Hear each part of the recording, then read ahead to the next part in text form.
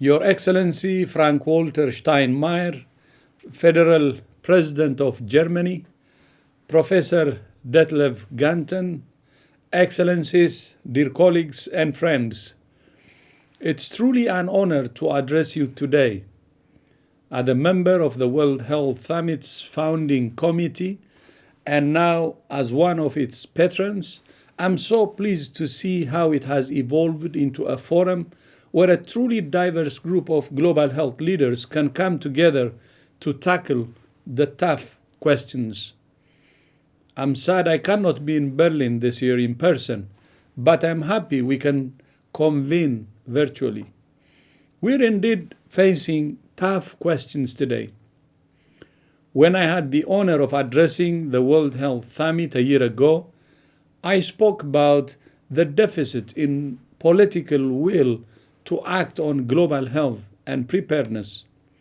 Understandably, perhaps, both seemed like abstract concepts at the time, involving faraway events that happened to faraway people. Well, my friends, global health is no longer in abstraction. From Berlin to Bogota, Minneapolis to Mumbai, Seoul to St. Petersburg, we're facing the same threat, confronting the same difficult new reality. Of course, this pandemic is playing out differently in every country and in every community. But there are some constants.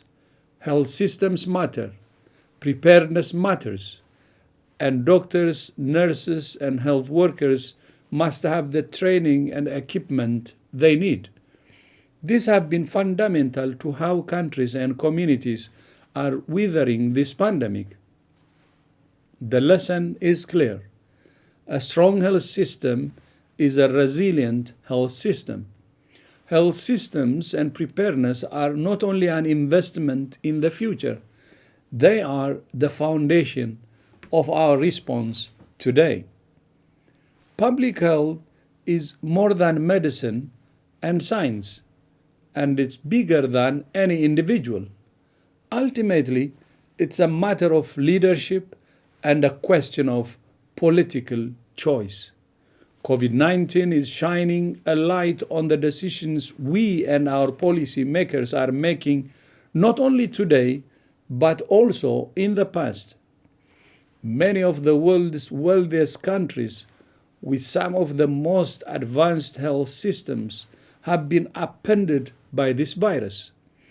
This virus thrives in the inequalities in our societies and the gaps in our health systems. The pandemic has highlighted the neglect of basic health system functions underpinning emergency preparedness to disastrous consequence. COVID-19 has put the spotlight on critical gaps in areas such as surveillance, diagnostics, essential medicines, protective equipment, supply chains, infection prevention and control, water, sanitation and hygiene, and the health workforce. The absence of any one of these leaves communities vulnerable and undermines the timely response necessary to contain the pandemic or any health crisis.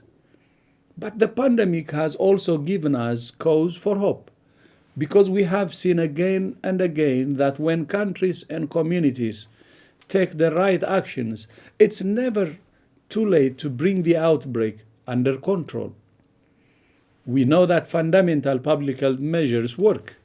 Find, test, isolate, and care for every case, and trace and quarantine every contact. We know that we can slow the spread of the virus through physical distancing, masks, hand washing, and meeting family and friends outside. We have to do it all. And across the globe, we continue to see a resurgence of cases when countries reopen their societies and economies too quickly. This is a dangerous moment for many countries in the Northern Hemisphere as cases spike. But again and again, We have seen that taking the right actions quickly means the outbreak can be managed. In the face of this unprecedented threat, leaders must strike a delicate balance between protecting their people and maintaining essential health services while minimizing social and economic damage and respecting human rights. It's not enough to be reactive. We must plan and take action for this pandemic over the long haul. We have to move from ad hoc solutions to long-term planning to protect lives and livelihoods. And the health effects of the pandemic go far beyond the suffering caused by the virus itself. Vaccination campaigns for tuberculosis, pneumonia and diarrhea, polio, measles, and many others have been disrupted, putting hundreds of millions of people at risk. We must preserve and restart our prevention and treatment campaigns and other essential health services with the utmost urgency, while also assuring safe conditions for frontline workers and patients alike. We still have a long haul ahead of us. We cannot slow down and we cannot waver. It's more important than ever that we focus on the elderly and other vulnerable populations who already struggle to access health services, including migrants and other marginalized groups. We have a huge challenge ahead of us, but this is not the first challenge we have faced, and this will not be the last. We're learning the lessons of this pandemic every day. It's up to us to act on them. Last year, and since then, I have spoken many times about the importance of national unity and international cooperation, or global solidarity, of multilateralism and solidarity. Again, the pandemic has made these concepts concrete. They're literally matters of life and death. It's natural that countries want to protect their own citizens first. But if and when we have an effective vaccine, we must also use it effectively. And the best way to do that is to vaccinate some people in all countries rather than all people in some countries. I will repeat. The best way to do that is vaccinate some people in all countries rather than all people in some countries. Let me be clear. Vaccine nationalism will prolong the pandemic, not shorten it. The only way to recover faster, be it lives or livelihoods, is to recover together.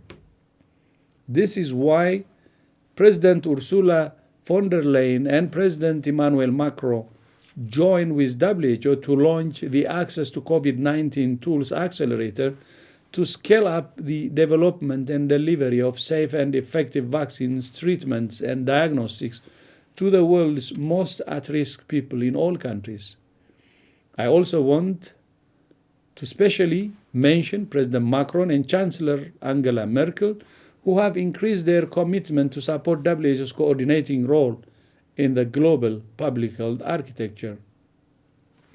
And I would like to give a special thanks to my close friend, His Excellency Jens Spahn, the Minister of Health of the Federal Republic of Germany, who has been a steadfast supporter of WHO's work and a champion for multilateral action and support for health. Jens, I wish you a quick recovery. Finally, I have the pleasure of announcing that together with the Global Governance Project, we're releasing a new publication entitled Health, a Political Choice, Act Now, Together.